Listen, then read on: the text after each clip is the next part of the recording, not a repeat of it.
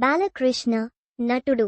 Hindupuram MLA Nandamuri Balakrishna ఢిల్లీలో జరిగిన పద్మ అవార్డులు ప్రధానోత్సవ కార్యక్రమంలో రాష్ట్రపతి ద్రౌపది ముర్ము చేతుల మీదుగా ప్రతిష్ఠాత్మక పద్మభూషణ్ పురస్కారాన్ని స్వీకరించిన విషయం తెలిసిందే. బాలయ్య ఈ పురస్కారం అందుకోవడం పట్ల అందరూ సంతోషం వ్యక్తం చేస్తున్నారు. ఇక తనకి ఈ పురస్కారం అందించినందుకు అభిమానులకు, భారత ప్రభుత్వానికి బాలయ్య కృతజ్ఞతలు తెలిపారు. తనకు ఈ అవార్డు ఎప్పుడో రావాల్సిందని కొందరు అభిమానులు అభిప్రాయపడుతుంటారని, అయితే తనకు సరైన సమయంలోనే పద్మభూషణ్ వచ్చిందని బాలయ్య స్పష్టం చేశారు. పద్మభూషణ్ అవార్డు అందుకున్న తర్వాత బాలయ్యని జాతీయ మీడియా ఇంటర్వ్యూ చేయగా ఆయన తనని తాను పరిచయం చేసుకున్న తీరు అందరినీ ఆకట్టుకుంది.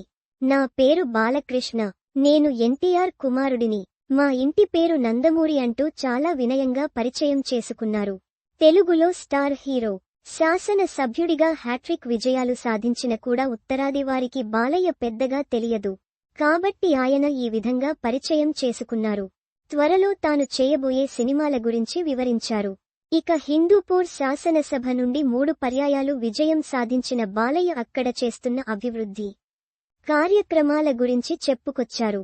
తెలుగు చిత్ర సీమలో తనది 50 ఏళ్ల సుదీర్ఘ ప్రయాణం అని చెప్పిన బాలకృష్ణ త్వరలో హిందీ సినిమా చేయాలనే కోరికని వెల్లడించాడు.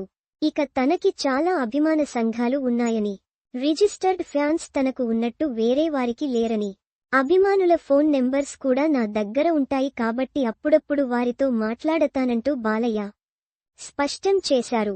ఇంత స్థాయికి చేరిన తర్వాత కూడా బాలయ్య తనని తాను అలా పరిచయం చేసుకోవడం అభిమానులకి చాలా చూడముచ్చటగా అనిపించింది. ఇక త్వరలో అఖండ 2 చిత్రంతో పలకరించబోతున్నారు బాలయ్య.